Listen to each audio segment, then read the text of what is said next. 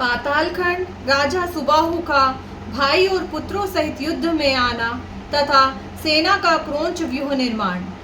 शेष जी कहते हैं, मुने, उधर राजा सुबाहु ने जब देखा कि मेरे सैनिक रक्त में डूबे हुए आ रहे हैं तो उनका शोक शांत सा करते हुए उन्होंने अपने पुत्र की करतूत पूछी। राजा का प्रश्न सुनकर उनके सेवकों ने, जो खून से लथपथ हो रहे थे तथा जिन्होंने रक्त से भीगे हुए वस्त्र धारण कर रखा था, इस प्रकार उत्तर दिया। राजन, आपके पुत्र ने स्वर्णमय पत्र आदि के चिन्हों से अलंकृत यज्ञ संबंधी अश्व को जब आते देखा तो वीरता के गर्व से शत्रुघ्न को तिनके के समान समझकर उनकी कुछ भी परवाह न करके उसे पकड़वा लिया। इतने में ही घोड़े के पीछे चलने वाला रक्षक थोड़ी सी सेना के साथ वहां पहुंचा। उसके साथ राजकुमार का बड़ा भारी युद्ध हुआ जो रोंगटे खड़े कर देने वाला था। आपके पुत्र दमन अपने बाणों से उस अश्व रक्षक को मूर्छित करके जो ही स्थिर हुए त्यों ही शत्रुघ्न भी अपनी सेनाओं से घिरे हुए उपस्थित हो गए। तदंतर दोनों दलों में बड़ा भयंकर युद्ध छिड़ा।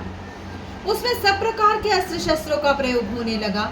उस युद्ध में आपके महाबली पुत्र ने अनेकों बार विजय पाई है, किंतु इस समय शत्रुघ्न के भतीजे वज्रास्त्र छोड़कर आपके वीर पुत्र को रणभूमि में मूर्छित कर दिया है।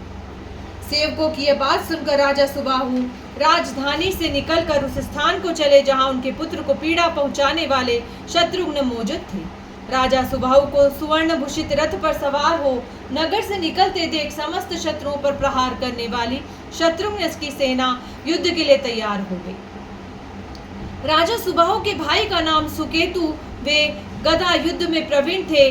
वे भी अपने रथ पर सवार होकर युद्ध के लिए आए। राजा का पुत्र चित्रांग सब प्रकार की युद्ध कला में निपुण था। वह भी रथारूढ़ होकर शीघ्र ही शत्रुघ्न की मतवाली सेना पर चढ़ाया। उसके छोटे भाई का नाम था विचित्र। वह विचित्र प्रकार से संग्राम करने में कुशल था। अपने भाई का दुख सुनकर उसके मन में भी बड़ी व्यथा हो रही थी, इसलिए वह भी सोने के रथ पर सवार हो युद्ध के लिए उपस्थित हुआ।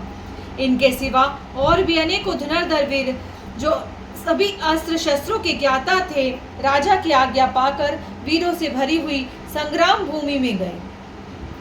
राजा सुबाहु ने बड़े रोष में भरकर युद्ध क्षेत्र में पदार्पण किया और वहां अपने पुत्र को बाणों से पीड़ित एवं मूर्छित देखा।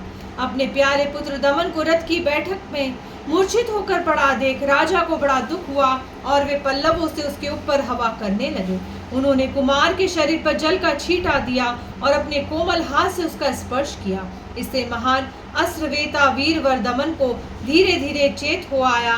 होश में आते ही दमन उठ बैठा और बोला, मेरा धनुष कहाँ है और पुष्कल यहाँ से कहाँ चला गया? मुझसे भिड़कर मेरे बाणों के आघात से पीड़ित होकर वह युद्ध छोड़कर कहाँ भाग गया?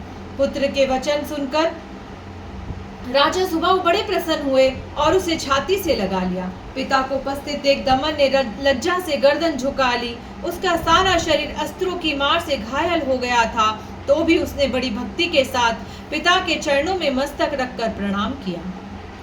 बेटे को पुनः रथ पर बिठाकर युद्ध कर्म में कुशल राजा सुबाहु ने सेनापति से कहा, इस युद्ध में तुम अपनी सेना को क्रोच व्यूह के रूप में खड़ी करो। उस व्यूह को जीतना शत्रु के लिए अत्यंत कठिन है। उसी का आश्रय लेकर मैं राजा शत्रुघ्न की सेना पर विजय प्राप्त करूंगा। महाराज सुबाहु की बात सुनकर सेनापति ने अपने सैनिकों का क्रोच नामक सुंदर व्यूह बनाया। उसमें मुख के स्थान पर सुकेतु और कंठ की जगह चित्रांग खड़े हुए। पंखों के स्थान पर दोनों राजकुमार दमन और विचित्र थे। स्वयं राजा सुबाहु व्यूह के पुच्छ में भाग में स्थित हुए।